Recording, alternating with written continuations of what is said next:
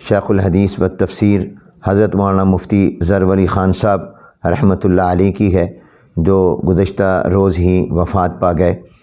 حضرت مولانا مفتی ظہر ولی خان صاحب رحمۃ اللہ علیہ ایک مضبوط عالم تھے اور بہت ہی مسلک اور عقائد کے اعتبار سے ان میں تسلط تھا، اور اللہ نے ان کو حق گو بھی بنایا تھا۔ وہ جس بات کو حق سمجھتے تھے بلا جھجک اس کا اظہار فرماتے تھے۔ ہماری ان کے ساتھ بہت نیازمندی رہی، رفاقت رہی۔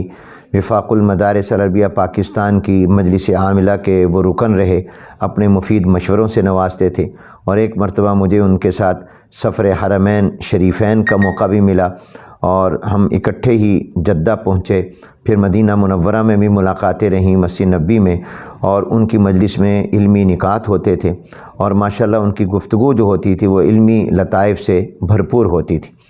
حضرت مولانا مفتی ظہر ولی خان صاحب رحمۃ اللہ علیہ کا سانحہ ارتحال یہ پورے عالم اسلام کا نقصان ہے، امت مسلمہ کا نقصان ہے، امت مسلمہ کے ہر فرد کا نقصان ہے۔ الحمدللہ ان کے دروس سے، ان کے اسباق سے اور ان کے علم سے ایک دنیا فیض یاب ہو رہی تھی۔ حضرت اقدس شیخ الحدیث مولانا مفتی محمد ظہر ولی خان صاحب رحمہ اللہ تعالی محاسن خوبیوں کا وہ ایک مرکز تھے، اہل علم کا ایک ملجا اور ماوا تھے۔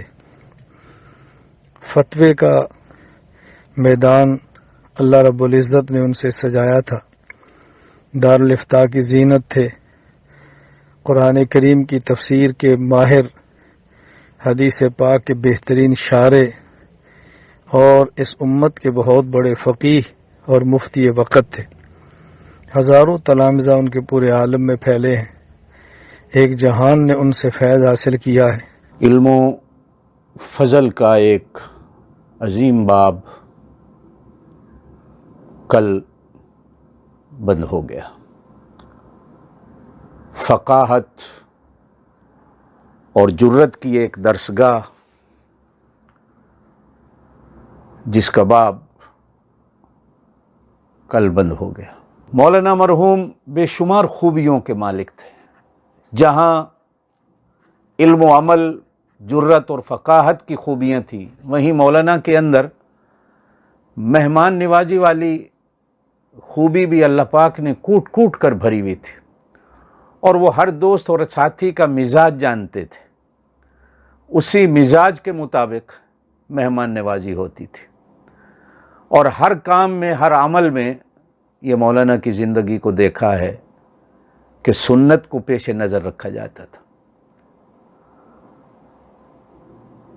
اتنا بڑا ادارہ احسن العلوم کے نام سے کراچی میں چلانا، جہاں ہزاروں کی تعداد میں طلباء ہوں، یہ مولانا کا ہی خلوص اور للہیت تھی کہ اللہ پاک نے ان کی ہمیشہ مدد و نصرت فرمائی، اور ہر نازک موقع پر کراچی کے علماء کی مولانا مرحوم نے سرپرستی کی۔